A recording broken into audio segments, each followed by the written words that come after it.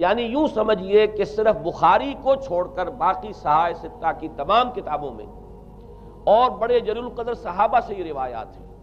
حضرت عبداللہ ابن عباس رضی اللہ تعالی عنہما حبر الامہ، حضرت عبداللہ ابن عمر رضی اللہ تعالی عنہما، حضرت ابو سعید خدری رضی اللہ تعالی عنہ اور حضرت ابو الدرداء رضی اللہ تعالی عنہ، ان صحابہ سے ان کتب حدیث میں جو روایات مروی ہیں وہ یہ ہے کہ جو شخص دجالی فتنے سے محفوظ رہنا چاہے وہ سورہ کہف کی ابتدائی اور آخری آیات کی تلاوت کرے۔ بعض روایات میں تو صراحت ہے ابتدائی اور آخری، بعض میں مطلقاً فرمایا گیا کہ 10 آیات سورہ کہف کی انسان کو دجال کے فتنے سے محفوظ رکھ سکتے ہیں۔ اس اعتبار سے جو تعلق ہے ان آیات کا دجالی فتنے کے ساتھ وہ گویا کہ احادیث صحیحہ سے ثابت ہے۔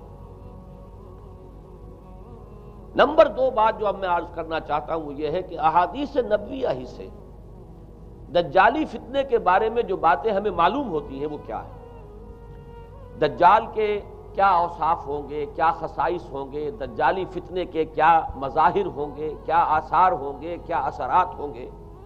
اس کی وضاحت میں پہلے تو ایک بات نوٹ کر لیجئے، ایک ہے دجالی فتنہ، ایک ہے ایک شخص معین المسیح الدجال، ان دونوں میں فرق ہے۔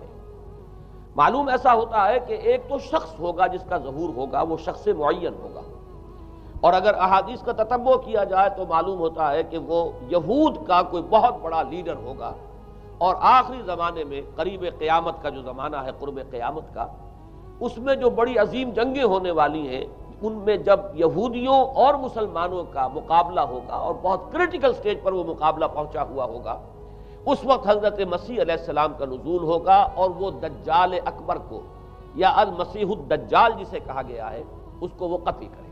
تو المسیح الدجال یہ تو ایک شخص معین ہے، البتہ دجالی فتنہ صرف ایک شخص معین کے ساتھ نہیں متعلق، بلکہ اس کے لیے جو احادیث آئی ہیں ان کا جب ہم تتبع کرتے ہیں، ان سب کو جب جمع کرتے ہیں تو معلوم ہوتا ہے کہ وہ ایک خاص کیفیت ہے، ایک خاص دور میں کچھ ایسی کیفیات پیدا ہو جائیں گی کہ جن کو دجالی فتنے سے تعبیر کیا گیا ہے۔ وہ کیفیات کیا ہیں، میں کچھ احادیث کے حوالے سے وہ میں نوٹ کر کے لایا ہوں، آج آپ کے سامنے رکھ رہا ہوں۔ پہلی بات یہ معلوم ہوتی ہے کہ اس دور میں، اس دجالی فتنے میں، انسان کو جو قواعد طبعیہ ہیں، جو قدرت کی طاقتیں ہیں، کائناتی قوتیں ہیں، ان پر غیر معمولی غلبہ، اقتدار، اختیار حاصل ہو جائے گا، اور وہ دجال متصرف ہوگا ان تمام قواعد طبعیہ پر، بالکل ایسے انداز میں جیسے کبھی انبیاء کرام علیہ السلام کو اللہ تعالیٰ معجزے عطا فرماتا ہے۔ وہ معجزے کہ جو اللہ تعالیٰ کے فضل و کرم سے اللہ کے رسولوں کو عطا ہوئے ہیں، گویا کہ وہ سب کی سب کیفیات ہیں کہ جو دجال کے بارے میں قرآن مجید یا احادیث نبویہ میں وارد ہوئی۔ مثلا پہلی بات یہ بتائی گئی کہ اس کے لیے فاصلہ بے معنی ہو کر رہ جائے گا، انتہائی تیز رفتاری ہوگی جو اسے حاصل ہوگی۔ چنانچہ الفاظ یہ ہے کالغیث استدبرت الريح، وہ ایک ایسے طوفان کے مانند جو ہے وہ سیلاب آئے گا کہ جیسے کوئی بہت زوردار آندھی جو ہے اس کے ساتھ طوفان آیا کرتا ہے۔ آپ سائیکلون کا تصور کیجئے کہ جس طریقے سے وہ ایک انتہائی تیز رفتار ہوا جو ہے وہ طوفان کو لے کر آتی ہے، اس طور سے وہ فتنہ پھیلے گا۔ ایک اور حدیث میں الفاظ ہے فلا تدع قریۃ الا حبطتها فی 40 لیلہ، یہ مسلم شریف کی روایت ہے حضرت نواس ابن سمعان رضی اللہ تعالیٰ عنہ۔ کوئی قریہ تک نہیں چھوڑے گا دنیا کی کوئی آبادی چھوٹی سے چھوٹی جس میں وہ نہیں پہنچ جائے گا 40 دن کے اندر اندر۔ یہ اس کی تیز رفتاری کا عالم ہوگا، گویا کہ میں تعبیر کر رہا ہوں اسے ان الفاظ سے کہ فاصلہ بے معنی ہو کر رہ جائے گا۔ اسی کے ضمن میں بعض اور روایات آئی ہیں۔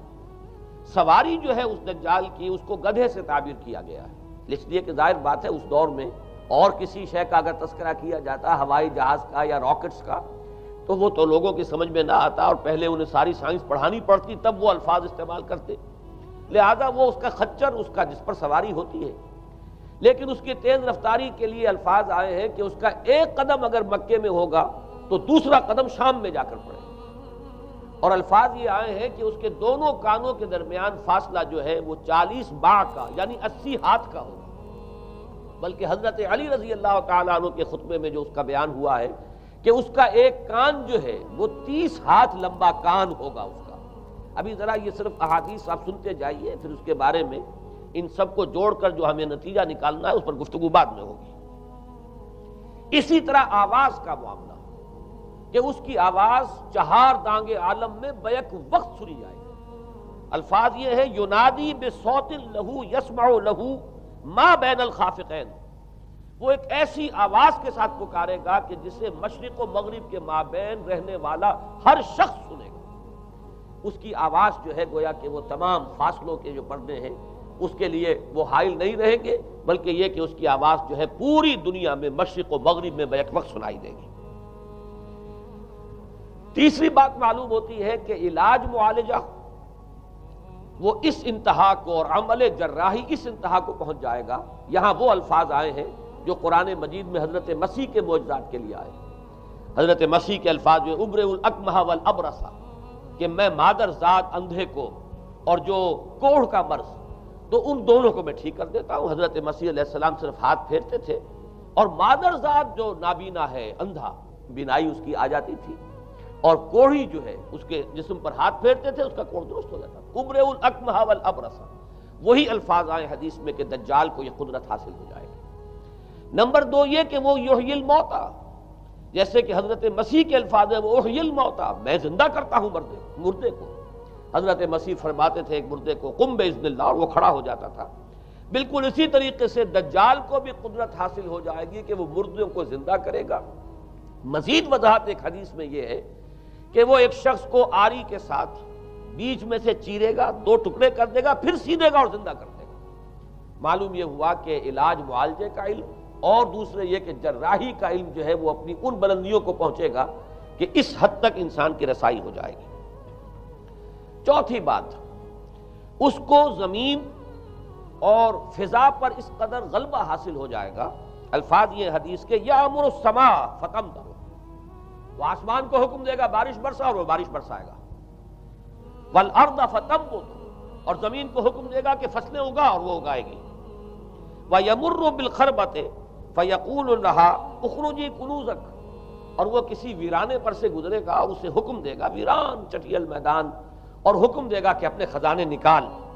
اور فرمایا اس کا نتیجہ یہ نکلے گا فَتَتَّبِعُهُ كُنُوزُهَا، تو اس زمین کے جو خزانے ہیں وہ نکل کے اس کے ساتھ چلنے شروع ہو جائیں گے.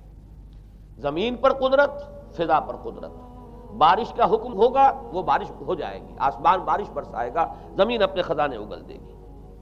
پانچویں بات، وَيُبْعَثُ مَعَهُ الشَّيَاطِينُ عَلَى صُورَةِ مَن مَاتَ، اس کے ساتھ کچھ ایسے شیاطین مبعوث ہوں گے کہ جو ان صورتوں کو اختیار کریں گے ان لوگوں کی جو مر چکے ہیں. من الآباء والأمہات والمعارف، جو آباء و اجداد اور مائیں اور دادیاں اور جو بھی جان پہچان والے لوگ ہیں جو فوت ہو چکے ہوں گے، وہ ان کی صورت اختیار کریں گے. فَتَأْتِيَ أَحَدَهُمْ فَيَقُولُ أَلَسْتُ فُلَانًا أَلَسْتَ تَعْرِفُنِي، پھر وہ آئے گا اور وہ شیاطین آئیں گے اور انسان سے کسی سے بات کریں گے، کیا تم مجھے نہیں پہچانتے؟ کیا میں تمہارا فلاں رشتہ دار نہیں ہوں؟ اپنی نشانیاں بیان کریں گے اور لوگ پہچانیں گے. یہ وہ احادیث ہیں کہ جن کا جو نتیجہ نکلتا ہے اس کو پہچان لیجئے. وہ نتیجہ یہ ہے کہ حضور صلی اللہ علیہ وسلم نے دجالی فتنے کے جو اوصاف بیان کیے یا جو علامات بیان کی، ان کا حاصل یہ ہے کہ سائنس اور ٹیکنالوجی کی وہ بلندیاں انسان کو حاصل ہو جائیں گی کہ جو چیزیں کبھی رسولوں کے معجزوں سے ظہور پذیر ہوتی تھیں وہ قوانین طبیعہ پر تصرف کے باعث خود انسان کرنے لگے گا. یہ ہے در حقیقت حاصل. چنانچہ آج آپ دیکھیے وہ جو اس کا گدھا ہے وہ ہمارے آج کل کے ہوائی جہاز ہے، اور آپ کو معلوم ہے کہ یہ رڈار جو ہیں ان کے ہوائی جہازوں کے، یہ بالکل اینڈز پر ہوتے ہیں ان کے بازوؤں پر، اور یہی ان کے کان ہیں، انہی سے انہیں وہ معلومات حاصل ہوتی ہیں. خود ان کی لمبائی چوڑائی جو ہے وہ کتنی ہے، اور پھر یہ کہ ان کے درمیان فصل جو ہے وہ 80 ہاتھ کا یا 40 باہ کا وہ موجود ہے. اور جہاز کی ایک اڑان اب تو کہیں بات پہنچ گئی کہ آپ کو معلوم ہے کہ پوری دنیا کے گرد بھی ایک جہاز جو ہے وہ چکر لگا لیتا ہے چند گھنٹوں کے اندر. لیکن یہ ہے کہ عام جو رفتار ہے اس میں بھی ایک پڑاؤ سے دوسرے پڑاؤ تک، ایک جگہ سے جس کو ہاپ کرنا کہتے ہیں، یہ بھی کم سے کم 500-700 میل کا عام طور پر سفر جو ہے وہ جہاز طے کر رہا ہے. اسی طریقے سے ہماری جو سائنس کی خاص طور پر جو طبی سائنس ہے، اب اس میں جس طریقے سے کہ زندہ رکھا جاتا ہے انسانوں کو، اور وہ ویجیٹیبل چاہے کہا گیا ہے ان کو ہیومن ویجیٹیبلز، لیکن یہ کہ دل کی دھڑکن بھی چلائے جا رہے ہیں، خوراک بھی پہنچا رہے ہیں، آدمی جو ہے وہ زندہ سال ہر سال تک زندہ پڑا رہتا ہے۔ اور یہ کہ سرجری بعض جانوروں پر تو یہ بات ہو چکی ہے کہ کاٹے گئے ہیں اور پھر ان کو سی دیا گیا ہے، جوڑ دیا گیا ہے۔ یہ تمام جو بھی معجزے ہیں اس وقت سائنس دکھا رہی ہے۔ اسی طرح اگر یہ معجزہ دیکھنا ہو کہ زمین لقدق زمین، جہاں کہیں کوئی آثار نہیں تھے کسی ایک پتے تک کے اگنے کے، اگر وہاں لہلہاتے ہوئے آپ کو چمن دیکھنے ہو تو ویسے سب سے پہلے تو یہ معاملہ ہوا تھا اسرائیل نے جو کر کے دکھایا تھا، لیکن اب تو آپ ابو ظبی چلے جائیے، سعودی عرب میں چلے جائیے۔ سعودی عرب کے اندر حال یہ ہے کہ آپ اگر ہوائی جہاز سے سفر کریں ریاض سے جدہ تک تو آپ کو جگہ جگہ بڑے سرکولر پیچز نظر آئیں گے جہاز سے، نہایت گرین، اور اس کے اندر جو ہے آرٹیفیشل اریگیشن کے ذریعے سے اور بہت عمدہ وہاں کاشت ہو رہی ہے، اور بہت خوبصورت فارمز جو ہیں وہ تمام کے تمام سرکولر پیچز، اس لیے کہ جو اریگیشن ہوتی ہے وہ ان ویلز کے ذریعے سے ہوتی ہے کہ جو ایک سرکل میں چلتے ہیں اور پانی کی وہ آرٹیفیشل بارش جو ہے وہ ہوتی رہتی ہے۔ باقی یہ کہ فضا سے آرٹیفیشل رین، یہ تو بہت ہی سادہ سی بات ہے کہ فضا کے اندر ایٹماسفیرک کنڈیشنز کو ذرا تبدیل کیا جائے تو بارش آ جاتی ہے۔ اور باقی رہ گیا آواز کا یہاں سے وہاں جانا، وہ تو آواز ہی نہیں، اب تو آپ صورتیں دیکھ رہے ہیں۔ آپ کو نیو یارک میں بیٹھا ہوا خطاب کرے، آپ پوری دنیا کے اندر جہاں چاہیں وہ آل ورلڈ اینٹینا آپ کے پاس صرف ہونا چاہیے، باقی یہ کہ آپ دنیا کے کسی بھی گوشے میں بیٹھے ہوئے کسی شخص کا خطاب یہ وہ سن سکتے ہیں۔ تو معلوم یہ ہوا کہ در حقیقت یہ جو دجالی فتنہ ہے، یہ جس کے اوصاف جو بیان کیے گئے، ابھی میں اس کو لفظ فتنہ سے تعبیر نہیں کر رہا، اسے جس چیز نے فتنہ بنایا وہ ابھی میں آپ سے عرض کروں گا، لیکن یہ جتنے اوصاف حدیث میں آئے، جتنی صفات بیان ہوئی ہیں، جو کوائف وہاں سامنے آ رہے ہیں، ان سب کا حاصل تو ایک لفظ میں یہ ہے کہ سائنٹیفک ڈیولپمنٹ اور ٹیکنالوجیکل ڈیولپمنٹ وہ اس درجے کی ہو جائے گی کہ قواعد طبیعہ پر، فورسز آف دی نیچر پر انسان کو تصرف اور تسلط حاصل ہو جائے گا، اور وہ انہیں استعمال کرے گا، اور اس طریقے سے اس کے اندر وہ ساری کی ساری کیفیات جیسے کہ آج ہم دیکھ رہے ہیں اپنی نگاہوں کے سامنے وہ پیدا ہو جائیں گی۔ اب سوال یہ ہے کہ اس شے کو فتنہ کس چیز نے بنایا، یہ بات سمجھ لیجیے۔ جہاں تک سائنسی ترقی کا تعلق ہے، تکنیکی ترقی کا تعلق ہے، یہ چیزیں فی الاصل فتنہ نہیں ہے، یہ تو وہ علم آدم الاسماء کلہا کا ظہور ہے۔ اللہ تعالیٰ نے ازل میں حضرت آدم علیہ السلام کو جو صلاحیت عطا فرما دی تھی، یہ ایکسفولیشن ہے اس کا ظہور ہے۔ جیسے کہ آم کی گٹھلی میں آم کا درخت ہے، لیکن ظاہر بات ہے کہ اس کو درخت بننے میں وقت لگتا ہے، پہلے وہ 2 پتے نکلتے ہیں، پھر وہ بڑھتا ہے معاملہ، کئی سال میں جا کر وہ درخت جو ہے وہ جوان ہوگا اور وہ پھل دے گا۔ اسی طریقے سے یوں سمجھئے کہ بالقوہ وہ علم حضرت آدم علیہ السلام کو دے دیا گیا، یعنی وہ صلاحیتیں ودیت کر دی گئیں، وہ فیکلٹیز، سمع اور بصر اور فؤاد، دیکھو سنو نتیجہ نکالو اور آگے بڑھو۔ آپ نے چیز دیکھی، ایک سنی، نتیجہ نکالا، اس کو نوٹ کیا، آگے بڑھے، پھر کوئی چیز دیکھی، پھر کوئی سنی، اپنے سابق جو نتیجہ آپ نے نکال کر محفوظ کیا تھا اپنی میموری میں، اس کے ساتھ اس کو ٹیلی کیا، کوئی اور نتیجہ نکل آیا اور آگے بڑھے۔ تو یہ تو سٹیپ بائی سٹیپ، قدم با قدم انسانی علم آگے بڑھ رہا ہے۔ یہ ہرگز فتنہ نہ ہوتا، میرے الفاظ پر توجہ کیجئے، اگر اس کے ساتھ متوازن طور پر ایمان اور روحانیت کا ارتقا بھی ہوتا رہتا، اگر اس کے ساتھ اللہ کی معرفت، اللہ کی محبت، آخرت کا ایمان، منزل انسان کی جو ہے وہ آخرت ہے، دنیا نہیں ہے، اگر یہ چیزیں ساتھ کے ساتھ ہوتی تو یہ ہرگز فتنہ نہیں۔ فتنہ در حقیقت اسے جس نے بنایا ہے وہ یہ ہے کہ کچھ ایسے اسباب ہوئے ہیں، اور وہ اسباب آج مجھے بیان کرنے کہ در حقیقت موجودہ عیسائیت اس کا سب سے بڑا سبب ہے۔ اس کے نتیجے میں ایک بہت بڑا گیپ ہے، اپالنگ گیپ ہے، بڑا مہیب خلا ہے، بڑی وسیع خلیج ہے جو حائل ہو چکی ہے کہ ایمان اور روحانیت ختم ہوتے چلے گئے، اور یہ ٹیکنیکل اور سائنٹیفک ڈیولپمنٹ بڑھتی چلی گئی۔ ان دونوں کے درمیان جو مہیب خلا پیدا ہوا ہے اس نے اسے فتنہ بنا دیا ہے، اور عظیم ترین فتنہ بنا دیا ہے۔ ورنہ اگر اس کے ساتھ ہی اللہ پر ایمان، آخرت پر ایمان، اور انسان کے اندر ایمانی کیفیات، اس کی روحانی کیفیات اگر یہ بھی برقرار رہتی، بلکہ اس کے ساتھ متوازن طور پر ان کو ترقی کرنا چاہیے تھی، تو یہ ہرگز فتنہ نہیں ہے۔ تو پہلی بات یہ سمجھ لیجئے کہ اگرچہ دجالی فتنے کے جو صفات، اس کے اوصاف، اس کی علامات، اس کے مظاہر جو بھی حدیث کے ذریعے سے ہمیں معلوم ہے، جس کا میں نے ابھی آپ کے سامنے تذکرہ کیا، وہ سب در حقیقت تعبیر ہے اس دور کا جو محاورہ ہے، اس دور کی جو زبان ہے، اس دور میں جن الفاظ سے گفتگو کی جا سکتی تھی، اس دور کے ایڈیم میں آج کی جو سائنٹیفک اور ٹیکنالوجیکل ترقی ہے، گویا کہ اس کی تعبیر کی گئی ہے کہ وہ دجالی فتنہ ہوگا۔ لیکن اس شے کو فتنہ بنانے والی شے در حقیقت یہ ہے کہ ایک بہت بڑی خلیج حائل ہو چکی ہے ایمان اور روحانیت، اور دوسری طرف سائنٹیفک اور ٹیکنالوجیکل ڈیولپمنٹ میں ان دونوں کے درمیان اتنا بعد اور فصل پیدا ہو گیا ہے کہ جس کی وجہ سے اس نے فتنے کی شکل اختیار کی۔ اس کا سبب کیا ہے، آج ہمیں اس پر غور کرنا ہے۔ دیکھیے حضرت مسیح علیہ السلام کا دین، اور جیسا کہ میں نے عرض کیا اس سورہ کہف کے پہلے رکوع میں تذکرہ انہی کا ہو رہا ہے، وَيُنذِرَ الَّذِينَ قَالُوا اتَّخَذَ اللَّهُ وَلَدًا مَا لَهُم بِهِ مِنْ عِلْمٍ وَلَا لِآبَائِهِمْ كَبُرَتْ كَلِمَةً تَخْرُجُ مِنْ أَفْوَاهِهِمْ يَقُولُونَ إِلَّا كَذِبًا فَلَعَلَّكَ بَاخِعٌ نَفْسَكَ عَلَىٰ آثَارِهِمْ إِن لَّمْ يُؤْمِنُوا بِهَٰذَا الْحَدِيثِ أَسَفًا۔ ان آیات کا پہلے ترجمہ آپ سن لیجئے، جو پہلی آیات ہیں ان کا ترجمہ ہم کر چکے ہیں۔ کل حمد اس اللہ کے لیے ہے جس نے اپنے بندے پر کتاب نازل فرمائی اور اس میں کوئی کجی نہ رکھی، جو بالکل سیدھی ہے اور خبردار کرتی ہے ایک ایسی بڑی عظیم اور مہیب جنگ سے کہ جو خاص اللہ کی طرف سے ہوگی، اور بشارت دیتی ہے مومنین کو جو نیک عمل کریں کہ ان کے لیے بہت بڑا اور بہت عمدہ اجر ہے۔ ماکثین فیہ ابدا، وہ اس میں رہیں گے ہمیشہ ہمیشہ۔ وَيُنذِرَ الَّذِينَ قَالُوا اتَّخَذَ اللَّهُ وَلَدًا، اب دوہرا کر بات آئی، اور تاکہ خبردار کر دے ان کو جنہوں نے یہ کہا کہ اللہ نے کسی کو اپنا بیٹا بنایا۔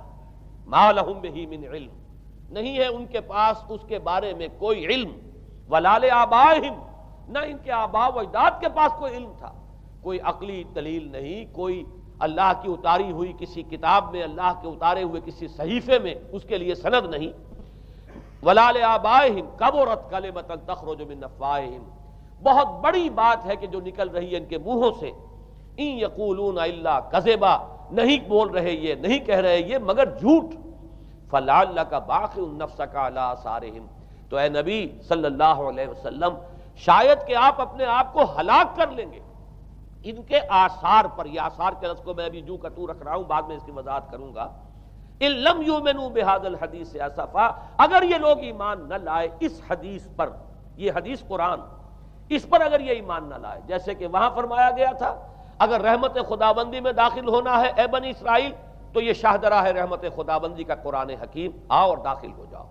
یہاں پر ان عیسائیوں کو متنبہ کیا جا رہا ہے اگر وہ اس حدیث پر، یہ حدیث اللہ، اللہ کی کتاب، احسن الحدیث کتابا متشابہہ فَبِأَيِّ حَدِيثٍ بَعْدَهُ يُؤْمِنُونَ، اگر اس اللہ کی حدیث پر، اللہ کی کتاب پر یہ ایمان نہ لائے تو جو ان کے آثار ہوں گے، جو نتائج نکلیں گے، ان پر اے نبی شاید کہ آپ اپنے آپ کو صدمے اور رنج اور غم سے ہلاک کر لیں۔ یہ ہے در حقیقت وہ آیات کے جن میں تذکرہ ہو رہا ہے عیسائیت کا، لیکن عیسائیت سے مراد کیا ہے اسے سمجھیے۔ حضرت مسیح علیہ السلام کا دین تو بعین ہی وہی دین تھا جو دین آدم سے لے کر محمد تک صلی اللہ علیہ وسلم وعلیہم الصلاۃ والسلام جتنے انبیاء آئے ہیں ان کے دین میں کوئی فرق نہیں تھا۔ دین توحید، وہی ایمان، البتہ شرائع کے اندر، شریعتوں میں کچھ تفصیلی احکام میں فرق ہوا ہے، شریعت موسوی اور شریعت محمدی میں علی صاحب الصلاۃ والسلام تھوڑا تھوڑا فرق ہے، دین ایک ہی ہے۔ شرع لکم من الدین ما وصی بہ نوحا والذی اوحینا الیک وما وصینا بہ ابراہیم وموسیٰ وعیسیٰ، دین میں تو ہم نے وہی شے تمہارے لیے بھی معین کی ہے مسلمانوں، کہ جس کی کہ ہم نے نوح کو وصیت کی تھی اور جس کی کہ ابراہیم کو اور موسیٰ کو اور عیسیٰ کو وصیت کی، دین ایک ہے۔ ان الدین عند اللہ الاسلام، تو دین مسیحی بھی وہی تھا بعین ہی جو دین محمدی ہے اور دین موسوی ہے صلی اللہ علیہ وسلم علیہ الصلاۃ والسلام۔ البتہ حادثہ جو نہایت عظیم پیش آیا ہے اور وہ یہ ہے کہ پال، ساؤل اس کا نام تھا پہلے، جس نے کہ اپنی زندگی میں حضرت مسیح علیہ السلام جب تک موجود تھے دنیا میں شدید انہیں تکلیفیں پہنچائیں، شدید ایذائیں پہنچائیں، ان کی مخالفت پر کمر بستہ رہا، لیکن اس کے بعد جب انہیں اٹھا لیا گیا، یا عیسائیوں کے عقیدے کے مطابق وہ سولی دیے گئے، اور اس کے بعد ان کا عقیدہ بھی یہ ہے کہ سولی پانے کے بعد پھر وہ زندہ ہو کر آسمان پر چلے گئے۔ جبکہ ہم یہ سمجھتے ہیں اور ہمارا ایمان ہے کہ انہیں سولی دی نہیں گئی، بلکہ انہیں تو پہلے ہی اٹھا لیا گیا تھا، ان کی جگہ کوئی اور ہے۔ انجیل برنباس نے یہ بات بالکل واضح کر دی کہ در حقیقت وہی حواریین میں سے جس نے کہ غداری کی تھی اور پکڑوایا تھا، مخبری کی تھی، وہی ہے جس کی شکل بنا دی گئی تھی حضرت مسیح علیہ السلام کے جیسی مانند، اور وہ شخص ہے کہ جو سولی چڑھا ہے۔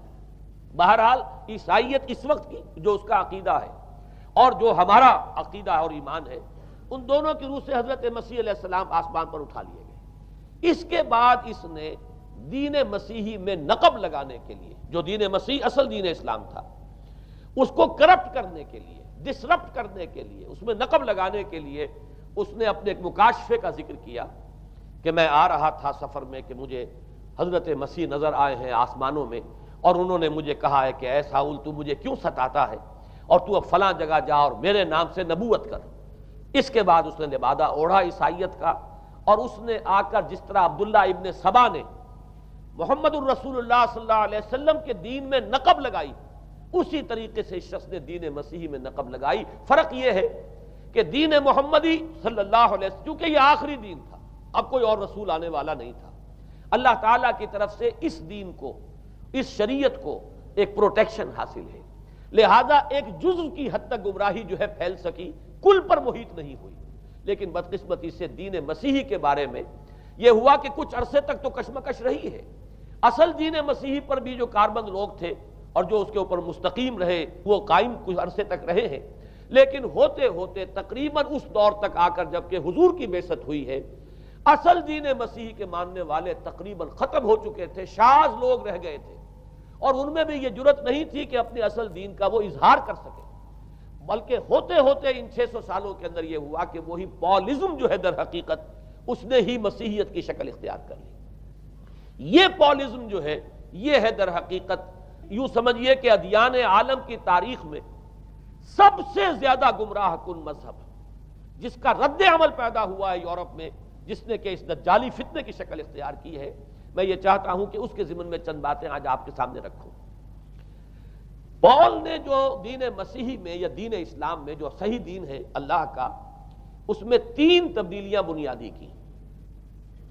سب سے پہلا تو وہی جو قرآن کہہ رہا ہے، الذین قالوا اتخذ اللہ ولدا، مسیح کو، حضرت مسیح علی نبینا علیہ الصلوۃ والسلام، انہیں خدا کا بیٹا قرار دیا گیا۔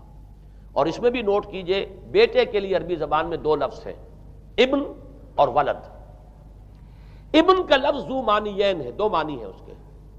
ابن بیٹے کو بھی کہتے ہیں، اور ابن کا کوئی معنوی تعلق بھی ہو سکتا ہے، صرف بیٹا نہیں۔ ابن السبیل مسافر کو کہتے ہیں، راستے کا بیٹا، یعنی چونکہ راستے کے ساتھ اس کا ایک تعلق ہے، راستہ چل رہا ہے، وہ تو ابن السبیل ہے۔ ابن الوقت، وقت کا بیٹا، وہ وقت کا بیٹا اس معنی میں نہیں ہے، بلکہ یہ ہے کہ جو ہر وقت جو ہے حالات کے مطابق گرگٹ کی طرح اپنا رنگ بدلتا چلا جائے، چلو تم ادھر کو ہوا ہو جدھر کی، وہ ابن الوقت ہے۔ تو ابن الوقت اسی طریقے سے جو میں نے دوسری مثال دی ہے، ان کو اگر آپ سامنے رکھیں گے تو معلوم یہ ہوا کہ ابن کے تو دونوں معنی ہو سکتے ہیں، لیکن ولد یہ بالکل مخصوص ہے اولاد کے معنی میں۔ ولد یہ تو گویا کہ صلبی اولاد۔ اور عیسائیت وہ ہے مذہب کہ جس نے کہ بدترین شرک کی صورت اختیار کی ہے، اور ان کے ہاں عقیدے میں یہ الفاظ ہیں کہ مسیح اللہ کا، خدا کا صلبی بیٹا ہے، تاکہ کوئی شک نہ رہ جائے کہ کوئی اور نسبت ہے جسے ابن سے تعبیر کیا گیا، کوئی اور تعلق ہے جس کے لیے یہ لفظ اختیار کیا گیا، صلبی کا لفظ استعمال کیا گیا ہے کہ یہ خدا کا صلبی بیٹا ہے۔ اور یوں سمجھیے اب اس کا جو نتیجہ نکلا کہ بیٹا اگر کسی کا ہے تو ظاہر بات ہے کہ وہ ہم جنس ہے، ہم نوع ہے اپنے باپ کا۔ انسان کا بیٹا انسان ہوگا، سید زادہ جو ہے سید کا بیٹا سید ہوگا، مغل کا بیٹا مغل ہوگا، گھوڑے کا بیٹا گھوڑا ہوگا، گدھے کا بیٹا گدھا ہوگا۔ معلوم یہ ہوا کہ بعین ہی جو کچھ باپ ہوتا ہے وہی بیٹا ہوتا ہے۔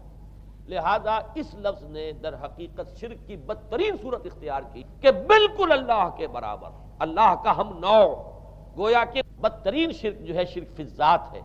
اور شرک فی الذات کی بدترین صورت یہ ہے کہ جو عیسائیت میں آئی ہے کہ حضرت مسیح علیہ السلام کو اللہ کا صلبی بیٹا قرار دیا گیا۔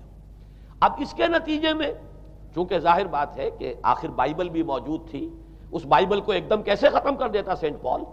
سینٹ پال کہیں یا بہرحال میں تو لفظ سینٹ اس کے ساتھ استعمال نہیں کرنا چاہتا، لیکن چونکہ ہمیں یہ ہدایت ہے قرآن مجید کی بھی کہ جو باطل معبود بنا لیے جاتے ہیں انہیں بھی ہم کوئی ان کے لیے توہین والے الفاظ استعمال نہ کریں، لہذا میں یہ لفظ استعمال کر رہا ہوں، ورنہ جی تو چاہتا ہے کہ کوئی اور لفظ اس کے لیے استعمال کیا جائے۔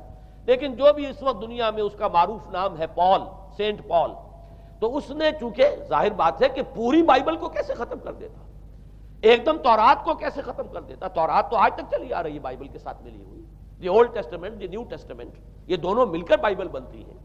لہذا اب گورکھ دھندا بنانا پڑا انہیں، وہ تثلیث والا گورکھ دھندا، 3 میں 1 1 میں 3، توحید بھی ہے تثلیث بھی ہے، 3 میں 1 1 میں 3، اور یہ وہ شے ہے کہ جس نے عقیدے کا تعلق عقل سے منقطع کر دیا۔ اس لیے سمجھ میں آنے والی بات نہیں، 3 میں 1 1 میں 3 ایک گورکھ دھندا ہے۔ نتیجہ انہوں نے یہ نکالا کہ ڈوگما در حقیقت اس کا عقل سے کوئی تعلق نہیں، ڈوگما بس عقیدہ ہے، اور اس عقیدے ہی کے اوپر سارے دین کی بنیاد ہے، باقی وہ عقل میں آئے نہ آئے، عقل کے لیے قابل قبول ہو یا نہ ہو۔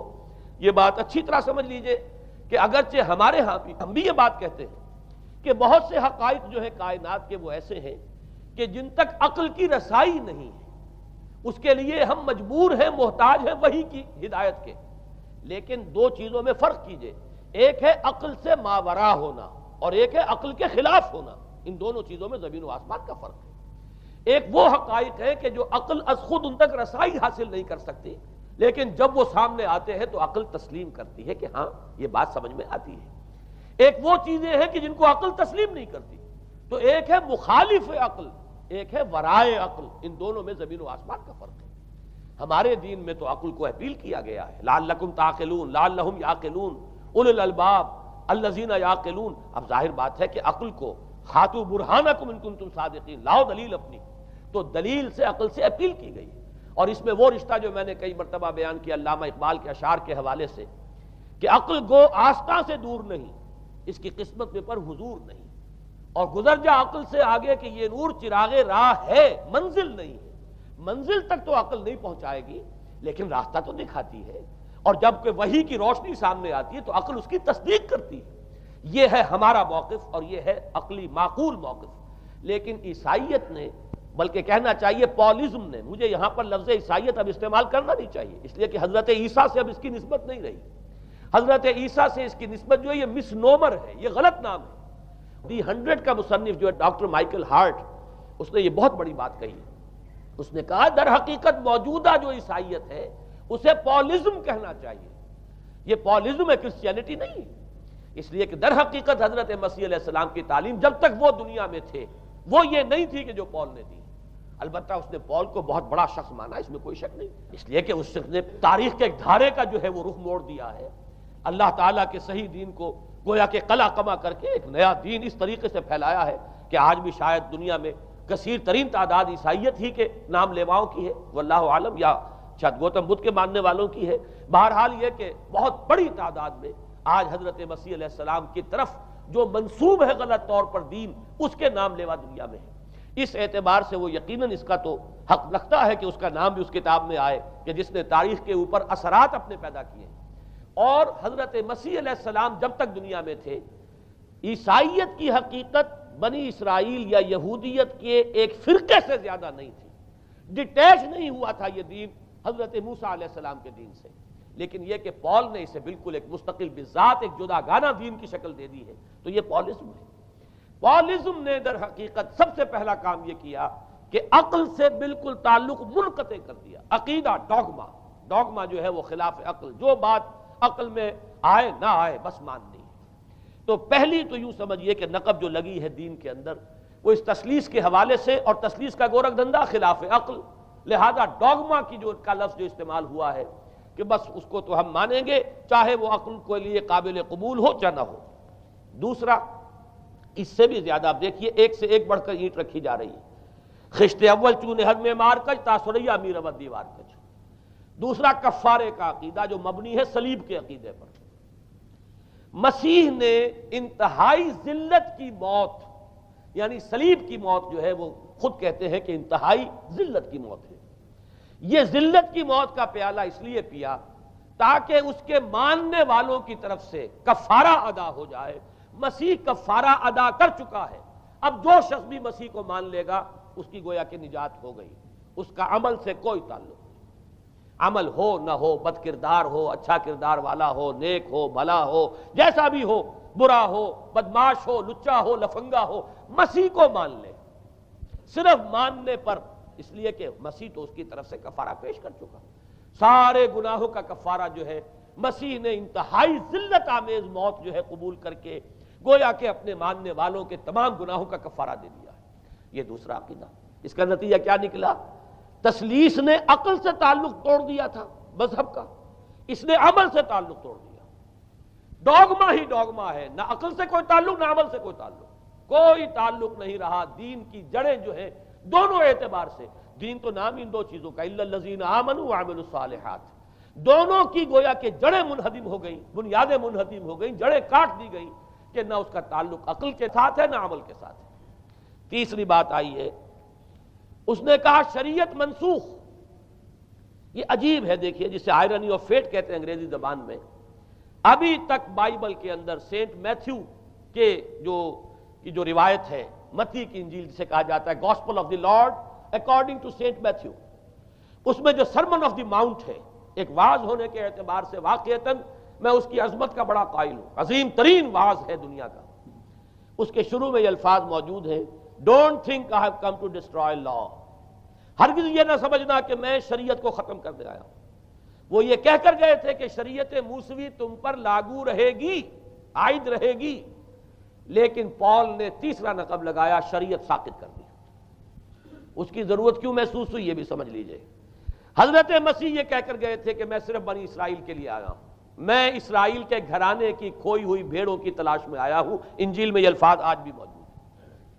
حضرت مسیح نے اپنے حواریین کو جب بھیجا ہے کہ اب جاؤ تبلیغ کرو میری طرف سے، اس کی ہدایتوں میں ایک ہدایت یہ بھی ہے کہ تمہیں صرف اسرائیلیوں تک تبلیغ کرنی ہے، باہر نہیں، میں صرف اسرائیلیوں کی طرف رسول بنا کر بھیجا گیا ہوں۔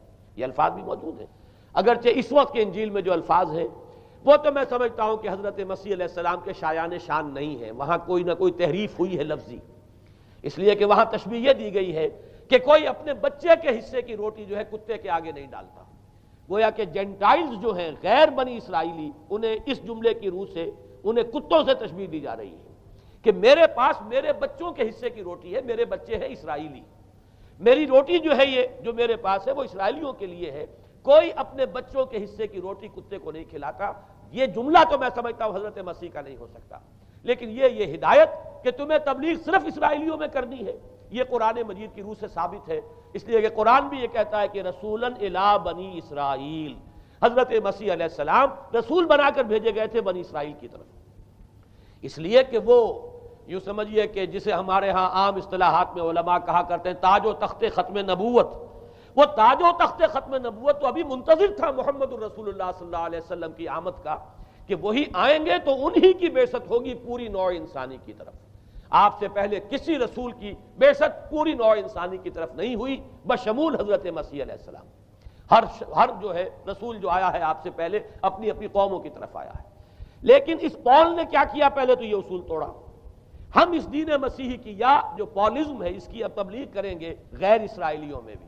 وہاں انہیں دقت پیش آئی، شریعت موسوی بڑی بھاری شریعت ہے، اب وہ بھاری شریعت جو ہے اس کو قبول کرنا تو لوگوں کے لیے آسان نہیں ہے۔ انہوں نے یہ کیا کہ یہ شریعت تم پر ساقط، شریعت کا بوجھ تم پر نہیں، برڈن آف لا یہ تمہارے لیے نہیں ہے۔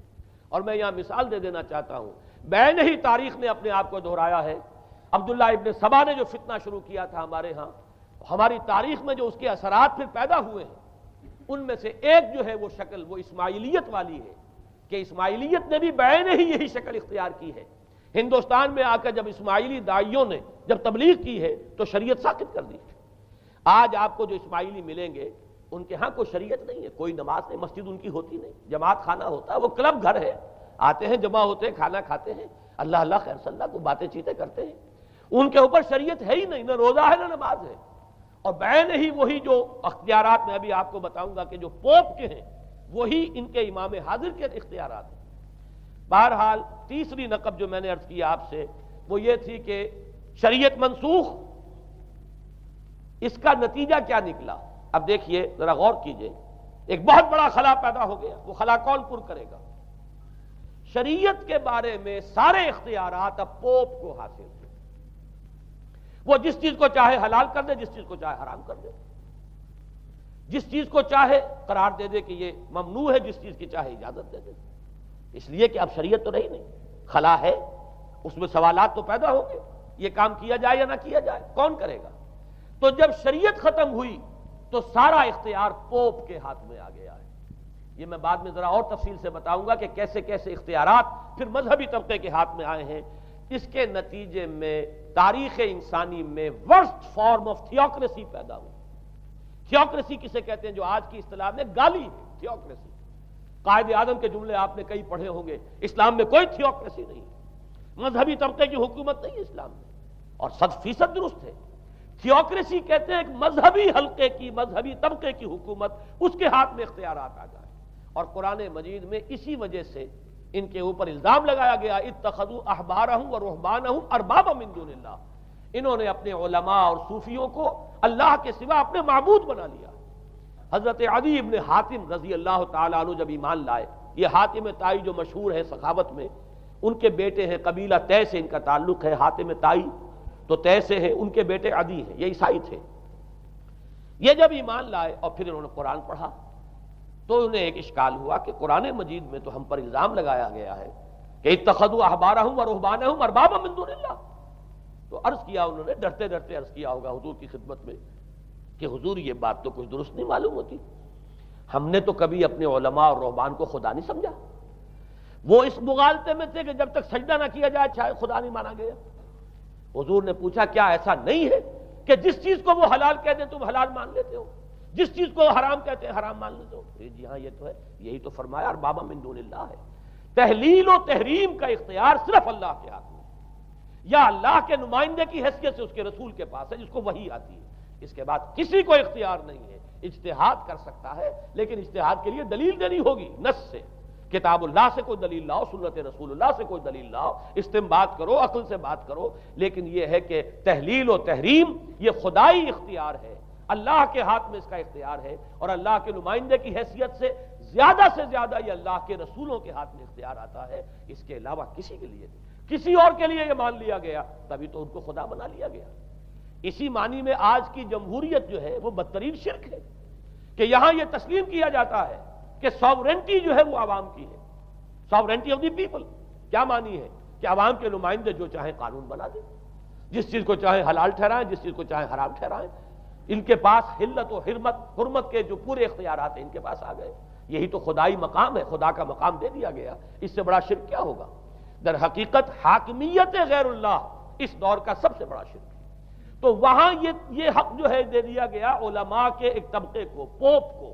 تو گویا کہ تاریخ انسانی کی بدترین تھیوکریسی، بدترین مذہبی استبدادی حکومت قائم ہوئی ہے یورپ میں. اس کے حوالے سے میں کچھ تاریخی حوالے بھی اب آپ کے سامنے رکھ دوں. دیکھیے جب تک پال نے یہ کام شروع کیا ہے تو تقریباً 3 صدیوں تک تو یہ صرف ایک مذہبی تبلیغ کا کام ہوا ہے. انہوں نے کوششیں کی، محنتیں کی، پیغام پہنچایا. اور جیسا کہ میں عرض کر چکا ہوں اس وقت تک گڈمٹ تھے. پال کے ماننے والے بھی تھے اور حضرت مسیح کے جو اصل صحابہ تھے جو ان کے حواریین تھے ان کے ماننے والے بھی تھے. لہذا کشمکش ان کے اندر بھی چل رہی تھی. لیکن ظاہر بات ہے کہ حضرت مسیح کے اصل حواریین وہ تو اول تو یہ کہ اپنی گفتگو رکھ رہے تھے محدود بنی اسرائیل تک. نمبر 2 یہ کہ انہوں نے تو شریعت کو ساقط نہیں مانا. جنگل کی آگ کی طرح جو مسیحیت پھیلی ہے وہ پالزم والی مسیحیت ہے، اس لیے کہ اس میں تو کوئی شریعت کا کوئی بوجھ نہیں، کوئی حلال نہیں، کوئی حرام نہیں، کوئی نماز نہیں، کوئی روزہ نہیں. لہذا یہ تیزی کے ساتھ پھیلی ہے. اور 300 برس تک تو ایک کشمکش جو ہے جاری رہی. انہوں نے تبلیغیں کی، مصائب جھیلے، کشمکش اندر بھی چلی باہر بھی چلی. لیکن اس کے بعد قیصر روم کانسٹنٹائن، قسطنطین جسے کہتے ہیں، جس کا یہ قسطنطنیہ ہے، کانسٹنٹائن، اس نے یہ محسوس کیا بالکل اکبر کی طرح، جیسے اکبر نے محسوس کیا تھا کہ میری مملکت کے اندر یہ مذہبی تصادم جو ہے یہ سب سے بڑی یوں سمجھیے کہ انسٹیبلٹی کا سبب ہے. لہذا ان تمام مذہبوں کو ایک ہاون دستے میں ڈال کے کوٹ پیس کر ایک بناؤ. وہ جو دین اکبری یا دین الہی جو اس نے کیا تھا اس سیاسی مصلحت کی وجہ سے کہ یہ ہندو مسلم تصادم اور دوسرے مذاہب کا ٹکراؤ جو ہے وہ ہندوستان کو ایک سیاسی وحدت اور ایک اپنی سیاسی عظمت کی طرف پیش قدمی کرنے کا جو راستہ ہے اختیار کرنے سے روکتا ہے. لہذا یہ کام کیا جائے. یہی قسطنطین نے کیا. اس نے جب دیکھا بڑی کشمکش چل رہی ہے، اس نے خود عیسائیت اختیار کر لی۔ عیسائیت کون سی اختیار کی؟ پالیزم والی۔ ظاہر بات ہے اس کے لیے بھی اصل عیسائیت اختیار کرنا جو ہے مشکل تھا، پالیزم والی۔ اور اس کے بعد یہ اب اسٹیٹ کی جو مشینری تھی، جو طاقت تھا، جو دباؤ تھا، اس کے حوالے سے اب یہ مسیحیت جو ہے پورے رومن امپائر کے اندر اب یہ بڑی تیزی کے ساتھ، جس کو کہنا چاہیے، اس کا ایک نظام قائم ہوا، اور جو مذہبی طبقہ تھا اس کا اقتدار مستحکم ہو گیا۔ اس کے باوجود 200 برس اور گزرے۔ یونان چونکہ بہت بڑا مرکز تھا علم کا، فلسفے کا، سائنس کا، حکمت کا، آپ کو معلوم ہے یہ تمام ارسطو ہو، افلاطون ہو، یہ سب یونان کے ہیں، ارشمیدس ہو، یہ تمام کے تمام جو بھی ہے، تو سائنس اور فلسفہ دونوں اس کا گہوارہ یونان تھا۔ یونانی حکما اعتراض کرتے تھے، لہذا سن 529 اس کو نوٹ کر لیجئے، جسٹینین ایک قیصر تھا، اب قسطنطین کے 200 برس بعد، اس نے اپنی پوری مملکت میں فلسفہ اور سائنس کی تعلیم حرام قرار دے دی۔ کوئی نہ فلسفہ پڑھ سکے گا نہ سائنس، جو فلسفہ پڑھے گا اس کو مرتد قرار دے دیا جائے گا اور زندہ آگ میں جلا دیا جائے گا۔ انکوزیشن کورٹس قائم ہوئی، وہ صرف مذہبی عدالتیں اس لیے قائم ہوتی تھی کہ جس کے بارے میں معلوم ہو جائے کہ یہ فلسفہ پڑھتا ہے یا یہ سائنس پڑھتا ہے، اس لیے کہ فلسفہ اور سائنس دونوں جڑ کاٹتے ہیں اس ڈوگما کی۔ وہ ڈوگما جو پالیزم والا ڈوگما ہے، اس کی جڑ کھودنے والی ہیں دونوں چیزیں، اور چونکہ وہ دونوں عقل کو اپیل کرتی ہیں، یہ ڈوگما عقل کے متضاد ہے، لہذا مذہب کا تحفظ اسی طرح ہو سکتا ہے کہ اب ان دونوں کو بالکل ممنوع قرار دے دیا جائے۔ یوں سمجھیے کہ تقریباً 1000 برس تک یورپ میں، چونکہ سب سے بڑی امپائر یہی تھی، یورپ میں فلسفہ اور حکمت اور یہ سائنس کی تعلیم ممنوع رہی۔ یہ ہے در حقیقت سب سے پہلا کام جو جسٹینین نے کیا 529 میں۔ اس کے بعد آگے چل کر پوپ کا جو اقتدار ہے وہ اتنا زبردست بنا ہے، پوپ کو اختیار حاصل ہو گیا، جس چیز کو چاہے وہ قانون کا درجہ دے دے، اس لیے کہ شریعت تو ہے نہیں، خلا پوپ کون کرے گا؟ پوپ کو کرے گا۔ پوپ کو اختیار حاصل ہو گیا، وہ جس کے گناہ چاہے معاف کر دے۔ اب دیکھیے اگرچہ ویسے تو گناہ پہلے ہی معاف ہو گئے کہ جس نے مسیح کو مان لیا گناہ تو معاف ہو گئے اگلے پچھلے سب، لیکن یہ کہ پھر بھی ایک خلش رہ جاتی ہے انسان کے دل میں، چونکہ ایک اخلاقی حص انسان کے اندر اللہ نے پیدا کی ہوئی ہے۔ جب کوئی شخص کرتا ہے، کوئی بدکاری کرتا ہے، کوئی چوری کرتا ہے، ڈاکہ ڈالتا ہے، تو وہ جو ایک کانشنس ہے، وہ جو پرک کرتا ہے، اس کو بھی ختم کرنے کے لیے اگر پوپ یا کارڈینل یا اس کے کسی نمائندے کے سامنے جا کر اعتراف گناہ کر لو اور کچھ اس کی مٹھی گرم کرو، کچھ ہدیہ پیش کرو، تو توبہ نامہ، معافی نامہ تمہیں دے دیا جائے گا، اور وہ جو چیز ہے وہ تمہارے لیے سند ہے کہ کوئی تم سے باز پرس تمہارے گناہ کے نہیں ہو سکے۔ پھر ان کی قیمتیں تھیں، ان کے لیے بڑی بڑی جو ہے ہدیے مقرر کیے گئے تھے۔ تیسری چیز، بائبل کا اول تو یہ کہ مفہوم جو ہے وہ کوئی سند نہیں ہے، اس لیے کہ بائبل ہانٹ کر رہی تھی نا، اولڈ ٹیسٹمنٹ بھی ہے، یہ حضرت مسیح کی یہ 4 انجیلیں بھی ہیں، یہ تعلیم کچھ اور ہے، لہذا بائبل جو ہے وہ سند نہیں ہے، سند پوپ کا جو ہے فرمان وہ سند ہے۔ بائبل کی شرح کرنے کی، بائبل کی طرف سے کوئی دلیل لانے کی کسی کو کوئی حق حاصل نہیں۔ یہ جبر تھا، یہ تشدد تھا یورپ میں، یہ وہ دور تھا جب کہ اسلام پھیل رہا تھا۔ میں نے اس لیے آپ سے کہا تھا، نوٹ کرایا آپ کو، 529 میں جسٹینین کا یہ فرمان ہے، 571 میں حضور کی ولادت ہو رہی ہے، وہی صدی ہے، اور 630 کے آس پاس، بلکہ 629 کے آس پاس سلطنت روما کے ساتھ مسلمانوں کا ٹکراؤ شروع ہوا ہے۔ تو یہ تاریخی ان کو ریلیشن جو ہے ذہن میں رکھیے۔ جس وقت مسلمان آئے اور 200-300 برس جو ان کے عروج کے ہیں، اس وقت آپ کو معلوم ہے کہ تقریباً 6 صدیاں ہو چکی تھی کہ یورپ بالکل جس کو کہا جاتا ہے ڈارک ایجز، انتہائی تاریکی، مذہبی جبر اور استبداد، اس کے سوا کچھ نہیں، اور وہ ملاؤں کی حکومت جسے آپ کہیں گے، جسے آج کل کی اصطلاح میں کہا جائے گا، وہ جس کو چاہے جو چاہے صدا دے دے، پوپ کو اختیار حاصل ہے۔ کسی کے بارے میں ذرا جیسے بعض اوقات خبریں سچی ہیں یا جھوٹی، لیکن میں مثال دے رہا ہوں جیسے خبریں آتی رہی ہیں ایران کے بارے میں کہ کہیں اگر معلوم ہو گیا ہے تو پاسداران انقلاب پہنچے اور سمری ٹرائل اور فوراً ختم کیا آدمی کو۔ اس قسم سے انکوزیشن رپورٹس جو ہیں وہ کورٹس وہاں قائم ہوئی، اور یوں سمجھیے کہ لاکھوں افراد تحت کیے گئے، زندہ جلائے گئے۔ لیکن اس کے بعد جب عالم اسلام میں وہ روشنی پھیلی، اور خاص طور پر بنو عباس کے زمانے میں اب بھاگ بھاگ کر وہاں جو بھی تھے فلسفے کے اور سائنس کے کوئی دلچسپی رکھنے والے، وہ بھاگ کر عالم اسلام میں آ گئے. یہاں اب وہ کتابیں جو ہیں ان کے ترجمے ہوئے، خاص طور پر مامون اور ہارون الرشید کے زمانے کے اندر یہ علم جو ہے ہندوستان سے بھی لیا، یونان سے بھی لیا مسلمانوں نے، اور اس کے بعد یہ غرناطہ اور قرطبہ کی یونیورسٹیوں کے ذریعے سے اس علم نے پینیٹریٹ کیا ہے دوبارہ یورپ میں. دیکھیے سرکل کیسے بنا ہے. یونان کا علم آیا ہے پہلے عالم اسلام میں، مڈل ایسٹ میں، اور پھر ادھر سے ہو کر چکر کھا کر اور اسپین کی یونیورسٹیوں کے ذریعے سے یورپ میں انٹروڈیوس ہوا ہے. اس وقت پھر اصلاح مذہب کی تحریک شروع ہوئی، اور ساتھ ہی تحریک احیاء العلوم رینیسنس، اس کے نتیجے میں وہاں بیداری پیدا ہوئی. لیکن یہ بیداری اب آپ نوٹ کر لیجئے، ایک تو پروٹیسٹنٹ مذہب پیدا ہوا اور کئی سو برس تک تصادم رہا کیتھولکس کے اندر اور پروٹیسٹنٹس میں. پورے اسلام کی تاریخ میں کبھی اتنے خونی فسادات نہیں ہوئے ہیں، کبھی بھی شیعہ سنی فساد بھی کبھی اتنا نہیں ہوا جتنا کہ کئی سو برس تک رومن کیتھولکس اور پروٹیسٹنٹس کے مابین یورپ میں ہوتا رہا ہے. بلکہ اس میں تو ایسے ایسے واقعات آتے ہیں کہ لگ بھگ 10 لاکھ افراد جو ہیں وہ ختم ہوئے ہیں. یہ آپس کا تصادم جو تھا، پروٹیسٹنٹ مذہب جو پیدا ہوا اصلاح مذہب کی تحریک کے ذریعے سے، اور وہ رومن کیتھولک پاپائیت والا نظام، ان کے درمیان جو تصادم ہوا 10 لاکھ کی تعداد بتائی جاتی ہے کہ آدمی مارے گئے.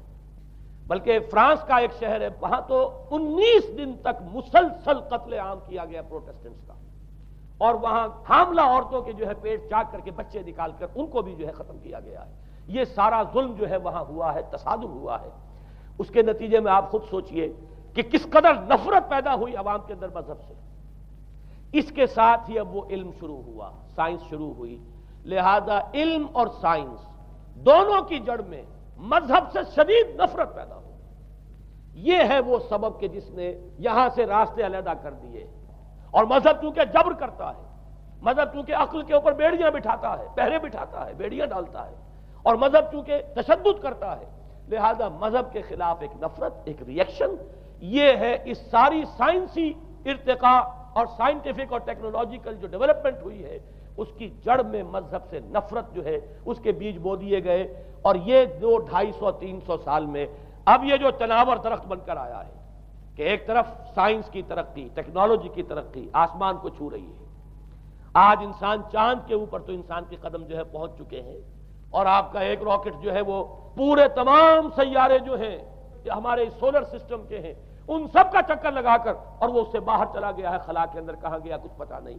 لیکن یہ کہ تقریباً یوں سمجھیے کہ سن 77 کا چلا ہوا وہ، اور 12 برس تک اس نے سفر طے کیا ہے، اور کم سے کم سولر سسٹم کا جو ہے اس نے پورا جو ہے احاطہ کیا ہے.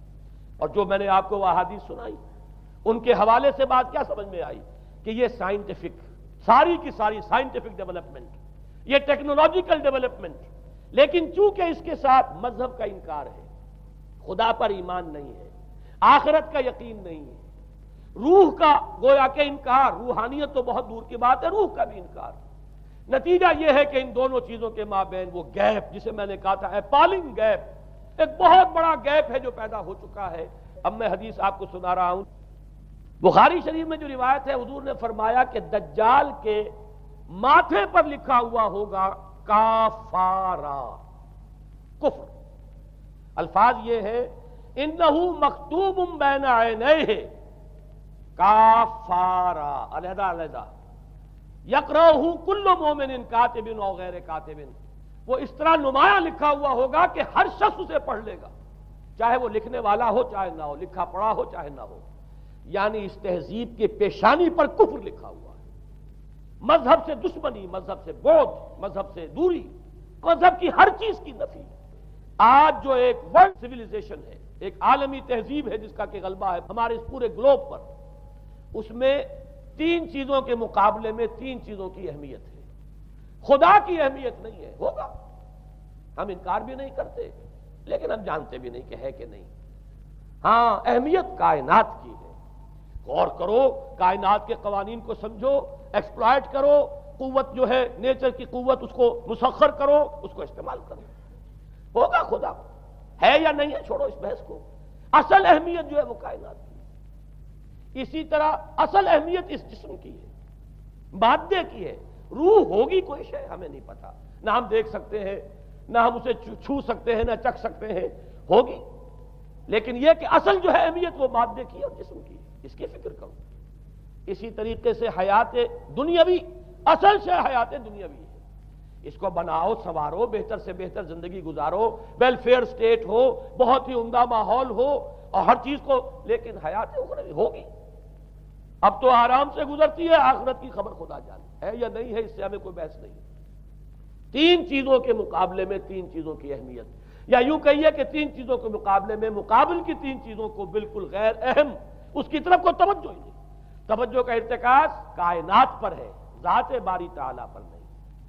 ذات و صفات باری تعالیٰ ایک صرف علمی موضوع ہے، اصل توجہ کی شے کائنات ہے۔ روح ہوگی کوئی شے، اصل شے جسم ہے اور مادہ ہے۔ حیات اخروی ہمیں نہیں پتا، کسی نے واپس آ کر خبر نہیں دی مرنے کے بعد، لہذا ہم نہیں کہہ سکتے ہے کہ نہیں ہے۔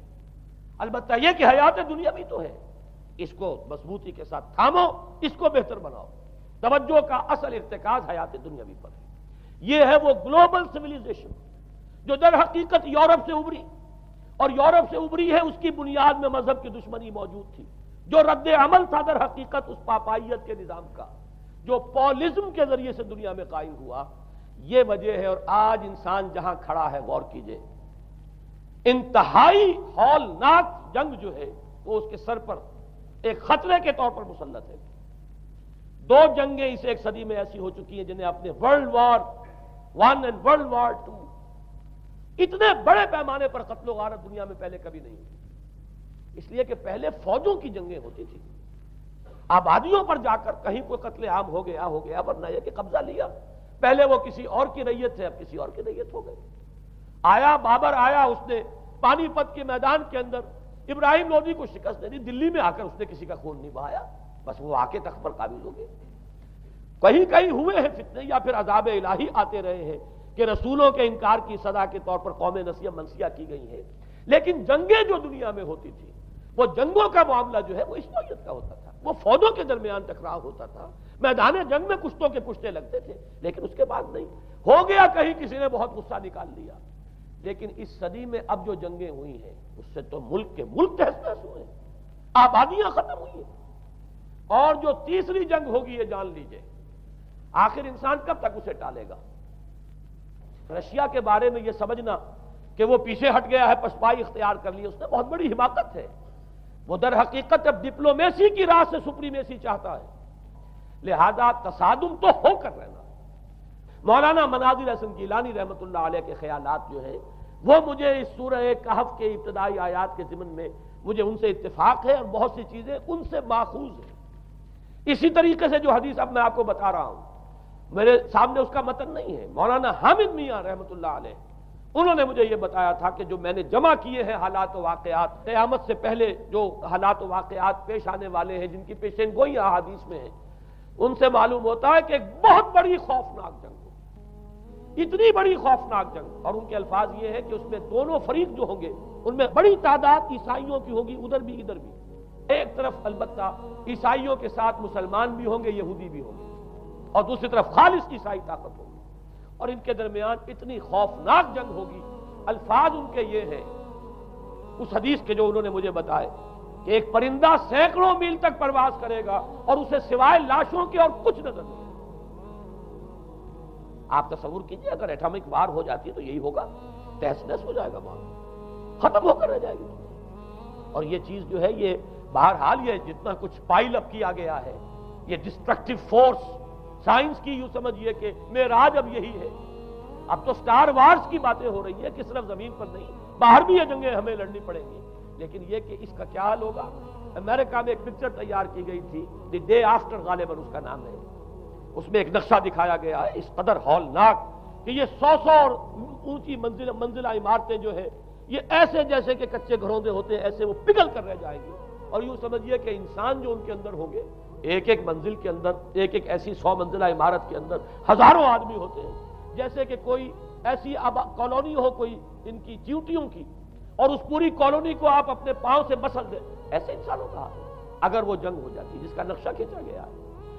یہ ہے در حقیقت وہ بات کہ جو مولانا مناظر حسن گیلانی فرما رہے ہیں ان آیات مبارکہ میں، وَيُنذِرَ الَّذِينَ قَالُوا اتَّخَذَ اللَّهُ وَلَدًا، تاکہ خبردار کر دے یہ قرآن ان لوگوں کو جنہوں نے کہا ہے کہ اللہ نے بیٹا بنایا، بدترین شرک کا جنہوں نے ارتکاب کیا، اور اسی ولدیت مسیح کے عقیدے سے وہ ساری کرپشن جو ہے دین خداوندی کی، دین مسیح کی اصل جو دین تھا اس کی جو ہوئی ہے، اور اس کے نتیجے میں آج نوع انسانی وہاں کھڑی ہے۔ اسی لیے آیت نمبر 2 میں فرمایا وَيُنذِرَ بَأْسًا شَدِيدًا مِّن لَّدُنْهُ، تاکہ خبردار کر دے ایک بہت بڑی جنگ سے۔ ہمارے اکثر مفسرین نے یہاں پہ ایک بہت بڑا عذاب کہہ کر جو ہے وہ گزر گئے، لیکن واحد یہ لفظ ہے قرآن مجید کا، یہ مقام ہے جہاں لفظ باس آیا، اور مولانا مناظر حسن گیلانی نے بحث کی، باس تو جنگ کو کہتے ہیں، قرآن مجید میں جہاں بھی یہ لفظ آیا جنگ کو کہتے ہیں۔ تو ایک بہت بڑی ہولناک جنگ جس کے لیے فرمایا من لدنہ، یہ تمہارے اپنے پیمانوں پر نہیں آئے گی، یہ تمہارے حساب کتاب میں نہیں آ سکتا جو ڈسٹرکشن ہوگی۔ جیسے کہ آپ علم لدنی کہتے ہیں، ایک علم وہ ہے جو جانے بوجھے طریقے سے حاصل کیا جاتا ہے، ایک علم لدنی ہے جو خاص اللہ تعالیٰ اپنے کسی بندے کو عطا فرما دے۔ اس جنگ کی جو ہلاکت خیزی ہے وہ تمہارے حساب کتاب میں آنے والی نہیں ہے۔ لِيُنذِرَ بَأْسًا شَدِيدًا مِّن لَّدُنْهُ وَيُبَشِّرَ الْمُؤْمِنِينَ الَّذِينَ يَعْمَلُونَ الصَّالِحَاتِ أَنَّ لَهُمْ أَجْرًا حَسَنًا مَّاكِثِينَ فِيهِ أَبَدًا۔ البتہ اللہ تعالیٰ بچائے گا اپنے اہل ایمان بندوں کو جو نیک عمل پر بھی قائم۔ اب میں وہ حدیثیں آپ کو سنا دوں، میں نے پہلے بخاری کی حدیث آپ کو سنا دی کہ اس پورے فتنے کے معلوم ہوگا کہ اس کی دونوں آنکھوں کے مابین کافارا لکھا ہوا ہے، کفر، گویا کہ یہ سمبل ہے، یہ علم ہے، یہ علامت ہے اس جدید موجودہ تہذیب کی، کفر، الحاد، مادہ پرستی، خدا کا انکار، آخرت کا انکار، روح کے وجود کا انکار۔ اس کے بعد فرمایا، یہ ابو داؤد کی روایت ہے، فواللہ، تو خدا کی قسم وہ وقت جب آئے گا، ان الرجل لیاتیہ وہو یحسب انہ مومن، ایک شخص حاضر ہوگا اس کے پاس، دجال کے پاس، اور وہ شخص اپنے آپ کو مومن سمجھتا ہوگا کہ مومن ہے، فَيَتَّبِعُهُ بِمَا يُبْعَثُ بِهِ الشُّبْهَاتِ، لیکن جو شبہات اس فتنے کی وجہ سے اس کے اندر پیدا ہو جائیں گے اس کی وجہ سے وہ بھی اسی کی پیروی کرے گا۔ آج آپ عالم اسلام کا نقشہ دیکھ لیجیے، ذہنوں کے اندر جو شبہات ہیں، ایمان کے بارے میں یقین کی کیفیت کتنوں کو حاصل ہے، وہی ساری ہماری بھی ویلیوز ہے، وہی مادی تہذیب جو ہے، آج ہم بھی اسی کے پیروکار ہیں، سمجھتے ہیں اپنے آپ کو مسلمان، سمجھتے ہیں مومن، لیکن ذرا تجزیہ کیجئے۔ اسی کو میں نے اپنے اس کتابچے میں اسلام کی نشرت ثانیہ میں تفصیل سے واضح کیا کہ در حقیقت رگوں پے میں سرایت کر گئی ہے یہ تہذیب۔ بظاہر جو ہے نظر آتا ہے جیسے روئے ارضی پر، زمین کے اوپر تو آپ کو کہیں اونچائی نظر آ جائے گی، کہیں نیچائی نظر آ جائے گی، کہیں پانی ہے، کہیں خشکی ہے، ذرا اوپر چلے جائیں تو ہوا ہے، ہوا کا غلاف پورے کرۂ ارضی کو اپنے اندر لیے ہوئے۔ یہی حال ہے ہر ملک میں آپ چلے جائیں، نیچے کے لوگوں میں کچھ مذہب نظر آ جائے گا تھوڑا بہت۔ ہندوستان میں بھی اگر کوئی مندروں میں جاتا تو گھٹیا آدمی جاتے ہیں، بیچارے نیچ لوگ جاتے ہیں، بڑا لوگ آدمی کوئی نہیں جاتا۔ ہمارے ہاں بھی جا کے ہوتے ہیں مساجد میں سفارا تو غریب، پردہ رکھتے ہیں اگر کوئی تمہارا تو غریب۔ شہروں میں ایک کاروباری طبقہ ضرور ایسا ہے جو نماز روزے کے ساتھ اس کا ایک شوق ہے، لیکن آپ جا کے دیکھ لیجئے دیہات کے اندر کیا حال ہے۔ تو معلوم یہ ہوا کہ نیچے تو شاید کچھ نہ کچھ فرق ہے، یہ مسلمان ملک ہے، یہ ہندو ملک ہے، یہ فلاں ملک ہے، یہ بدھ مت کا ملک ہے، لیکن اوپر چلے جائیں یعنی ہر ملک کے اوپر جو ایلیٹ ہے، جو اعلیٰ تعلیم یافتہ، جو آپ کی ملٹری اور سول بیوروکریسی ہے ٹاپ کی، وہ تو ایک ہی رنگ میں رگے ہوئے، ان کا لباس وہی، ان کا رہن سہن وہی، ان کا تمدن وہی، نام کا فرق اگر نہ ہو تو پتہ نہیں چلے گا یہ مسلمان ہے کہ ہندو ہے کہ سکھ ہے، پر پتہ چلے گا وی پی سنگھ نام ہے تو پتہ چلے گا کہ ہندو ہے، لیکن یہ کہ باقی اس کی وضاحت، اس کا لباس، اس کا اٹھنا بیٹھنا، آپ کے ہاں یہ تو کچھ عوامی دور میں آ کے کرتا شلوار جو ہے وہ آئی ہے، لیکن وہ بھی اندرون ملک ہوتی ہے، باہر جا کر ہمارے اپنے ان لوگوں کے جو لباس ہوتے ہیں آپ کو دیکھیے کہاں فرق معلوم ہو جائے گا کہ کون مسلمان ہے اور کون ہندو اور کون پارسی ہے اور کون عیسائی ہے۔ تو معلوم یہ ہوا کہ اوپر ایک ہی گلوبل سیویلائزیشن ہے جس کا دور دورہ ہے، اور اس سیویلائزیشن کے ماتھے پر لکھا ہوا ہے کافارا، اس میں وہ ایمان نہیں ہے، اس میں الحاد ہے، مادہ پرستی ہے، کفر ہے۔ اس میں آخری حدیث جو میں آپ کو سنا رہا ہوں، حضور نے فرمایا آخر من یخرج الیہ النساء، اس فتنے کی طرف پیش قدمی کرنے والا آخری طبقہ ہوگا عورتوں کا، وہ جب اس تہذیب کی طرف لپکیں گے، یہ طبقہ جب آگے بڑھے گا، یہ جو ہمارے ہاں بھی جلوس نکلتے ہیں، شریعت کا مذاق اڑانے والے جلوس، اسلامی احکام کی نفی کرنے والے جلوس نکلتے ہیں، اور ان کے جس طریقے سے ڈسپلے ہوتا ہے اخبارات کے اندر، جتنا ان کے لیے اعزاز ہے، جتنی ان کے لیے یہاں پر تکریم ہے ہمارے معاشرے کے اندر، اس کو پیش نظر رکھیے۔ آخر من یخرج الیہ النساء حتی ان الرجل لیرجع الی امہ و ابنتہ و اختہ و عمتہ فیوثقها رباطا، یہاں تک کہ ایک بندہ مومن کا حال یہ ہو جائے گا کہ وہ دوڑے گا اور کوشش کرے گا اپنی ماں کو، بیٹی کو، بہن کو، پھپھی کو باندھ کر رکھے کہ وہ نکل نہ جائے۔ یہ حال ہو جائے گا کسی شخص کا۔ آج کتنے لوگ بے بس ہو چکے ہیں، اب وہ باندھ کر رکھنے والے بھی گویا کہ ہتھیار ڈال چکے، ورنہ یہ کہ ایک دور تھا کہ کچھ نہ کچھ باندھ کر رکھنے والے تو تھے، لیکن اب تو آزادی کی صورت آئی ہے تو باندھ کر رکھنے والے جو ہے وہ ہار مان چکے۔ اب تو آپ دیکھیں گے اچھے بھلے نظر یہ آتا ہے، داڑھی رکھی ہوئی ہے، خود جو ہے وہ مذہبی مزاج کے ہیں، لیکن بالکل بے پردہ کو خاتون جو ہے عین ان کے اسکوٹر کے پیچھے بیٹھی ہوئی یا ان کے کار کے اندر ان کی برابر کس چیز کے اوپر بیٹھی ہوئی جا رہی ہے۔ بے پردگی، یہ اباحیت، ہمارے اخبارات کا جو حال ہے اس کو دیکھیے۔ خدا کے لیے یہ رنگین صفحات بند کرو، لیکن مجال ہے جو کسی کے کان پر جوں تک نہیں دی۔ لہذا حدیث کے الفاظ نوٹ کیجئے، آخر من یخرج الیہ النساء، اس فتنے کی طرف پیش قدمی کرنے میں آخری طبقہ جو ہوگا وہ خواتین کا ہوگا۔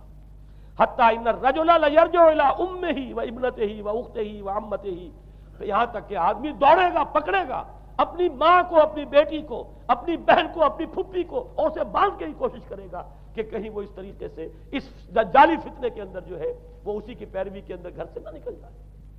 یہ ہے وہ فتنہ جس کی لپیٹ میں اس وقت پوری دنیا آئی ہوئی ہے۔ اب نوٹ کیجئے، اس فتنے کے لیے اب میں چند باتیں اور کہہ رہا ہوں۔ لغوی بحث کیا ہے؟ دجال کسے کہتے ہیں؟ یہ بنا ہے لفظ دجل سے۔ دجل اور فریب یہ ہماری زبان میں بھی مستعمل، دجل و فریب، دھوکہ دینے والی شے، ملمہ، حقیقت کچھ ہو اوپر کچھ اور پردہ ڈال دیا گیا، یہ دجل ہے۔ گندم نمائی جو فروشی دجل ہے، فریب ہے۔ اسی کے لیے دوسرا لفظ عربی زبان کا جو قرآن میں کثرت سے آیا وہ غرور ہے، دھوکہ۔ اصل میں یہ دنیا دھوکہ ہے جو حیات اخروی کے لیے ایک پردہ بن کر ہماری آنکھوں پر پڑ گیا ہے۔ میں وہ آیات اب آپ کو جلدی سے سنا رہا ہوں۔ فرمایا وَمَا الْحَيَاةُ الدُّنْيَا إِلَّا مَتَاعُ الْغُرُورِ، سورہ آل عمران میں بھی آیت آئی، سورہ حدید میں بھی۔ لوگوں سن لو، یہ دنیا کی زندگی سوائے دھوکے کو کچھ نہیں۔ میں بعد میں عرض کر دوں گا کہ ایک دوسرا رخ بھی ہے دنیا کی زندگی کا، لیکن اس وقت یہ آیات سن لیجئے۔ غرتکم الحیات الدنیا، تمہیں دھوکے میں ڈال دیا اس دنیا کی زندگی نے۔ یہ سورہ جاسیہ کی آیت نمبر 35 ہے۔ غرتہم الحیات الدنیا، انہیں دھوکے میں ڈال دیا دنیا کی زندگی نے۔ یہ سورہ انعام میں آیت نمبر 70 بھی ہے، آیت نمبر 130 بھی ہے۔ تیسری مرتبہ سورہ اعراف میں آیت نمبر 51 ہے، اور 2 مرتبہ سورہ لقمان اور سورہ فاطر میں آیا فَلَا يَغُرَّنَّكُمُ الْحَيَاةُ الدُّنْيَا وَلَا يَغُرَّنَّكُمْ بِاللَّهِ الْغَرُورُ۔ دیکھو لوگوں، کہیں تمہیں دنیا کی زندگی دھوکے میں نہ ڈال دے۔ یہ دنیا کی زندگی جو ہے دھوکہ بن کر ایک فریب کا پردہ ہماری آنکھوں پر ڈالتی ہے کہ یہ ہمارا مطلوب مقصود، اسی کے لیے بھاگ دوڑ، اسی کو بنانا سنوارنا۔ وہ جو میں عرض کر چکا ہوں، 3 چیزوں کے مقابلے میں 3 چیزوں کی اہمیت۔ حیات دنیاوی جب مطلوب بن جائے، حیات دنیاوی جب انسان کی اصل محبوب بن جائے، تو گویا کہ حیات اخروی اب نگاہوں سے اوجھل ہو گئی، آنکھ اوجھل پہاڑ اوجھل۔ یہی ہے اصل دجل، یہی ہے اصل فریب۔ آیات اور سنیے، سورہ اعلیٰ، بل تؤثرون الحیات الدنیا والآخرۃ خیر وابقیٰ۔ لوگوں، تمہاری گمراہی کی اصل جڑ بنیاد کیا ہے؟ تم دنیا کی زندگی کو ترجیح دیتے ہو، جبکہ آخرت بہتر بھی ہے اور باقی رہنے والی بھی ہے۔ کلا بل تحبون العاجلہ وتذرون الآخرہ۔ کوئی نہیں، تمہارا اصل مرض یہ ہے کہ تم اس عاجلہ سے جو موجود ہے، سامنے ہے، نقد ہے، اس سے محبت کرتے ہو، اور آخرت کو تم نے تج دیا ہے، چھوڑ دیا ہے۔ یہ سورہ قیامہ اور اس سے اگلی سورت جو ہے وہ آپ کے علم میں ہے، سورۃ الدہر۔ اس میں فرمایا گیا ان ہؤلاء یحبون العاجلۃ ویذرون وراءہم یوما ثقیلا۔ ان لوگوں کا اصل مرض یہ ہے، یہ اس عاجلہ کو پسند کرتے ہیں، اس سے محبت کرتے ہیں، اور پیچھے وہ جو بھاری دن آنے والا ہے اس کا خیال انہوں نے دل سے نکال دیا۔ یہ ہے در حقیقت اصل فساد، اصل فتنہ، اصل گمراہی، 100 خرابیوں کی جڑ ایک خرابی۔ اب اسی کا ایک نتیجہ نکلتا ہے، یہ دنیا جتنی حسین بنتی چلی جائے گی اتنا ہی فتنہ شدید سے شدید تر ہوتا چلا جائے گا۔ یہاں جتنی آسائشیں ہوں گی اتنا ہی آپ پر غفلت کا پردہ طاری ہو جائے گا۔ اور آپ کو معلوم ہے کہ اس پوری سائنٹیفک جو بھی ڈیولپمنٹ ہے اس کا حاصل کیا ہے؟ یورپ میں جائیے واقعتاً دنیا بڑی حسین بن چکی ہے، امریکہ میں جائیے واقعتاً بہت حسین دنیا ہے، ابو ظبی میں جائیے بڑی حسین نظر آئے گی دنیا، کارنیشز جس طریقے کے آباد ہیں۔ یہ دنیا کا حسن جتنا بڑھے گا اتنا ہی یہ آنکھوں پر اور بھاری پردہ ڈال دے گی، آخرت سے آپ کو غافل کر دے گی۔ یہی دجل ہے، یہی فریب ہے، یہی فتنہ دجالی ہے۔ یہی وجہ ہے، دیکھیے یہ جو آیات آج میں بیان کر رہا تھا اس میں آخر میں فرمایا انا جعلنا ما علی الارض زینۃ اللہ لنبلوہم ایہم احسن عملا۔ ہم نے اس زمین کے اوپر جو کچھ ہے اسے اس کا بناؤ سنگھار بنا دیا ہے، زینت بنا دیا ہے، تاکہ ہم جانچیں پرکھیں امتحان لیں کون ہے اچھے عمل کرنے والا۔ یعنی رخ روشن کے آگے شمع رکھ کر وہ یہ کہتے ہیں ادھر جاتا ہے دیکھیں یا ادھر پروانہ آتا ہے۔ اللہ تعالیٰ نے اسی امتحان میں ہمیں ڈالا ہے۔ اس دنیا کی یہ زینت ہے، زیبائش ہے، آرائش ہے، چمک دمک ہے، یہاں کی رونقیں ہیں، ان کو دیکھ کر آدمی ہل جاتا ہے، انہی کے پیچھے پڑ جاتا ہے، حلال سے حرام سے، جائز سے ناجائز سے، صحیح سے غلط سے، جس طرح بھی ہو یہ رونقیں میں بھی زیادہ سے زیادہ اپنے گھر میں لے آؤں، میں بھی اپنے ہاں وہ آسائشیں فراہم کر لوں، میں بھی یہ تمام چیزیں جو ہے جمع کر لوں۔ اسی کے لیے انسان اپنا نہ صرف یہ کہ پوری زندگی کا اثاثہ اسی میں انویسٹ کر بیٹھتا ہے، بلکہ دیانت، شرافت، ان سب کو بھی داؤ پر لگا دے۔ انا جعلنا ما علی الارض زینۃ اللہ لنبلوہم ایہم احسن عملا۔ ہم نے زمین کے اوپر جو کچھ ہے اسے اس کا زیور بنا دیا ہے، سنگھار، تاکہ ہم ذرا آزمائیں ان کو کہ آیا یہاں کے ہی اسی حسن کے اندر، اسی رعنائی کے اندر گم ہو کر رہ جاتے ہیں، یا اس حسن ازلی وہ اللہ تعالیٰ کا جلال و جمال یہ اس کے طالب بنتے ہیں۔ یہ ہے در حقیقت امتحان۔ اسی کو جیسے کہ حدیث میں بھی آیا تھا، شروع کی آیات اور آخری آیات، آخری رکوع میں فرمایا قل هل ننبئکم بالاخسرین اعمالا، اے نبی ان سے کہیے کیا ہم تمہیں بتائیں اپنی زندگی کی جد و جہد میں، بھاگ دوڑ میں سب سے زیادہ خسارے میں کون رہے؟ الذین ضل سعیہم فی الحیاۃ الدنیا وہم یحسبون انہم یحسنون صنعا۔ وہ لوگ کہ جن کی بھاگ دوڑ، جن کی محنت، جن کی کوشش وہ دنیا کی زندگی ہی میں بھٹک کر رہ گئی، اور وہ اپنے کہیں یہ سمجھتے رہے کہ ہم بڑے کامیاب ہو رہے ہیں، بہت اچھے کام کر رہے ہیں، ہم نے اتنی ترقی کر لی، ہم نے یہ کچھ بنا لیا، میں نے یہ جائیداد بنا لی، میں نے یہ کچھ مقام حاصل کر لیا، لیکن مطلوب و مقصود دنیا۔ ضل سعیہم فی الحیاۃ الدنیا، انہوں نے دنیا کی زندگی ہی کے اندر اپنی ساری سعی و جہد کو بھٹکا کر رکھ دیا۔ میں اس کا جو دوسرا رخ بتانا چاہتا تھا وہ ایک حدیث کے حوالے سے ہے۔ اگر آخرت مطلوب و مقصود رہے تو یہ دنیا آخرت کی کھیتی بن جاتی ہے۔ حضور نے فرمایا دنیا مزرعۃ الآخرہ، اگر تمہارا مطلوب و مقصود آخرت ہے تو پھر یہ دنیا کے اندر یہ کھیتی ہے، بو گے یہاں تو وہاں کاٹو گے۔ نیک اعمال کرو، خدمت خلق کے لیے کوشاں ہو جاؤ، لوگوں کی ہدایت کے لیے اپنی توانائیاں جو ہے وقف کرو۔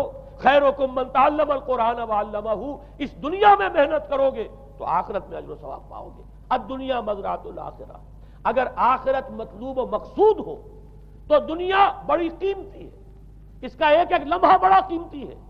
تو حیات دنیا بھی نہ صرف یہ کہ غیر حقیقی نہیں بلکہ بہت قدر و قیمت کی حامل، لیکن اگر پردہ پڑ گیا، آخرت نگاہوں سے اوجھل اور دنیا ہی مطلوب و مقصود، تو یہ دھوکے کی ٹٹی ہے۔ وَمَا الْحَيَاةُ الدُّنْيَا إِلَّا مَتَاعُ الْغُرُورِ، نہیں ہے دنیا کی زندگی مگر دھوکے کا سامان۔ غرتہم الحیات الدنیا، غرتکم الحیات الدنیا، لا تغرنکم الحیات الدنیا، دیکھنا یہ دنیا کی زندگی کہیں تمہیں دھوکے میں نہ ڈال دے۔